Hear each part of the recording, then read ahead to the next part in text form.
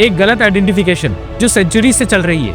क्योंकि आप आज जानेंगे कि दुनिया का फेमस एक्सप्लोरर भी दुनिया का सबसे ओवर कॉन्फिडेंट इंसान हो सकता है। महीनों का सफर और खतरनाक, पर वो कन्विंस था अपने आप से, अपनी कैलकुलेशन से, अपनी डेस्टिनी पर। अलग features, almost naked, simple tools से छोटे मोटे हथियार। सोचिए एक आदमी जिसने दुनिया बदल दी, पर वो खुद कभी नहीं जान पाया कि उसने किया क्या। एक एक्सप्लोरर जिसने नया कॉन्टिनेंट डिस्कवर किया, पर मरते दम तक इनकार करता रहा कि वो कॉन्टिनेंट एग्जिस्ट भी करता है। ये कहानी है क्रिस्टोफर कोलंबस की, पर ये वो नहीं है जो आपको स्कूल में बताई गई। वो सिर्फ एक झूठ का आधा हिस्सा था। आज मैं आपको पूरी सच्चाई बताऊंगा, सच्चाई जो इतनी अजीब है कि आप विश्वास ही नहीं कर पाओगे। क्योंकि आप आज जानेंगे कि दुनिया का फेमस एक्सप्लोरर भी दुनिया का सबसे ओवर कॉन्फिडेंट इंसान हो सकता है। ये बात है 1492 की। स्पेन का रॉयल कोर्ट है। क्रिस्टोफर कोलंबस एक इटालियन सेलर राजा फर्डिनेंड और रानी इजाबेल के सामने खड़ा है। उसका प्रपोजल सिंपल था कि मुझे इंडिया जाना है, लेकिन अफ्रीका के लंबे रास्ते से नहीं, बल्कि मैं जाऊंगा वेस्ट की तरफ से और ईस्ट पहुंच जाऊंगा। अब यहाँ समझिए, उस जमाने में इंडिया मतलब गोल्ड था, डायमंड्स थे, स्पाइसेस थे। यूरोप के लिए इंडिया एक ट्रेजर चेस्ट था, लेकिन रास्ता अफ्रीका के चारों तरफ घूमना पड़ता था। महीनों का सफर और खतरनाक। कोलंबस का कहना था कि अर्थ राउंड है, वो तो है, तो अगर मैं वेस्ट जाऊंगा तो इवेंचुअली ईस्ट पहुंच जाऊंगा। पता नहीं क्या दिमाग लगाया। टेक्निकली वो सही था, पर प्रैक्टिकली बिल्कुल गलत, क्योंकि कोलंबस ने अर्थ का साइज आधा कैलकुलेट किया था। उसकी कैलकुलेशन के हिसाब से अटलांटिक ओशियन सिर्फ 4 हफ्ते का था, जबकि रियलिटी कुछ और थी। बीच में एक पूरा कॉन्टिनेंट पड़ा हुआ था और एक विशाल Pacific ocean.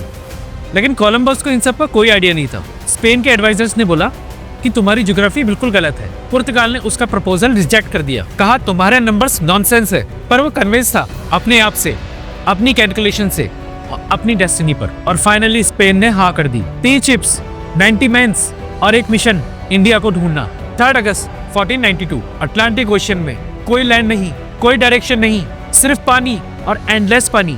Days turn into weeks, weeks turn into months. Crew desperate हो रहा था, डर रहा था। कोलंबस वापस चलते हैं, यहाँ कुछ नहीं है, हम मर जाएंगे। पर कोलंबस अड़ा हुआ था, थोड़ा और, इंडिया बिल्कुल पास में है, आने ही वाला है, मेरा विश्वास करो। और फिर 12 अक्टूबर 1492 जमीन नजर आती है। कोलंबस ने सोचा इंडिया मिल गया, पर रियलिटी वो बहामास था, कैरिबियन का एक छोटा सा आइलैंड, इंडिया से 15,000 किलोमीटर दूर। और यहाँ से शुरू होती है हिस्ट्री की सबसे बड़ी मिसअंडरस्टैंडिंग। लैंडिंग होती है, कोलंबस बाहर निकलता है, सामने नेटिव लोग, बिल्कुल अलग अलग features, almost naked, simple tools से छोटे मोटे हथियार। कोई ग्रैंड सिविलाइजेशन नहीं थी। कोलंबस ने अपनी पूरी जिंदगी एशिया के बारे में पढ़ा था, इंडिया के बारे में सुना था। उसने एक्सपेक्ट किया था सिल्क, डायमंड, गोल्ड, स्पाइसेस, बड़े बड़े शहर के लोग, राजा महाराजा। पर वहाँ क्या मिला? कद्दू। वहाँ पे कुछ भी मैच नहीं हो रहा था। लैंग्वेज अलग थी, कल्चर अलग था, जो उसने पढ़ा था सब कुछ विपरीत था। क्रिस्टोफर को लगा शायद मैंने गलत जगह लैंड किया है, ये इंडिया नहीं है। पर नहीं, कोलंबस ने सोचा कि हम इंडिया में ही उतर गए हैं और ये इंडिया के ही लोग हैं। बावला आदमी, और खुद पे विश्वास करने लगा मैं सही हूँ। और उसने नेटिव लोगों का नाम दे दिया इंडियंस, और एक नाम जो आज भी 500 साल बाद भी यूज होता है, सिर्फ एक उस बंदे के कारण। पर कोलंबस यहाँ रुका नहीं, उसने 3 और यात्राएं करी।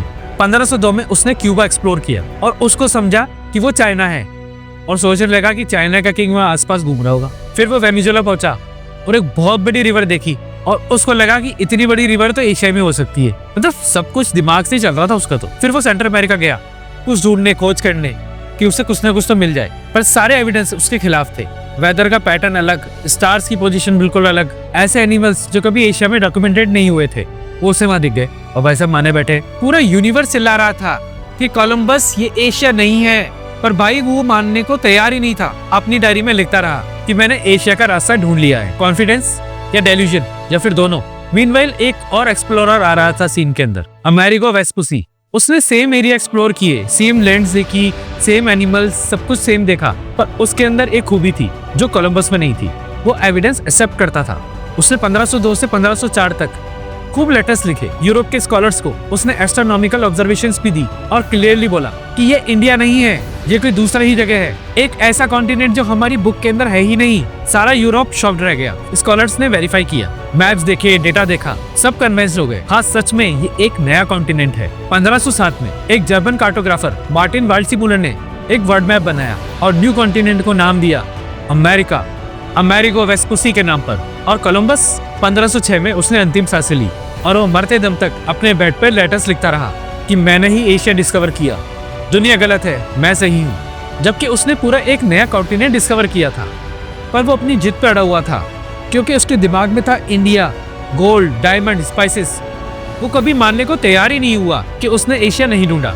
तो दोस्तों, कोलंबस की गलती की लेगेसी क्या है? पहली चीज, अमेरिका के ओरिजिनल इनहैबिटेंट्स को आज भी नेटिव इंडियंस के नाम से जाना जाता है, एक गलत आइडेंटिफिकेशन जो सेंचुरी से चल रही है। दूसरी चीज, जिस कॉन्टिनेंट को कोलंबस ने डिस्कवर किया उसका नाम उसके नाम पे नहीं पड़ा क्योंकि उसने खुद रिकॉग्नाइज नहीं किया कि उसने क्या डिस्कवर किया है। तीसरी चीज, हिस्ट्री कोलंबस को डिस्कवरर ऑफ अमेरिका कहती है, लेकिन टेक्निकली वो एक एक्सीडेंटल डिस्कवरी थी, एक ब्लाइंड एक्सप्लोरर जो अपनी डिस्कवरी से अनजाना था। ये स्टोरी हमें यही सिखाती है कि कॉन्फिडेंस जरूरी है, कन्विक्शन जरूरी है, ड्रीम्स जरूरी है, लेकिन एविडेंस को इग्नोर करना, रियलिटी को डिनाई करना, ये सबसे बड़ी गलती है। कोलंबस सिर्फ एक बार कहता कि हाँ मैंने गलती करी है, ये इंडिया नहीं है, लेकिन मैंने कुछ और डिस्कवर किया है, कुछ नया, तो आज इस कॉन्टिनेंट का नाम कोलंबिया होता, उसकी लेगेसी और भी ग्रैंड होती। लेकिन नहीं, वो अपनी डीपनेस का शिकार बन गया था, जिद्दी। तो अगली बार जब भी आप खुद को कंफर्म फील करो किसी भी चीज के बारे में, तो थोड़ा रुक के रियलिटी चेक कर लेना, एविडेंस देख लेना, क्योंकि ओवर कॉन्फिडेंस आपका नाम हिस्ट्री से मिटा सकता है। अगर ये स्टोरी आपको इंटरेस्टिंग लगी तो प्लीज मेरे चैनल को लाइक करें, सब्सक्राइब करें और शेयर करें। नमस्ते।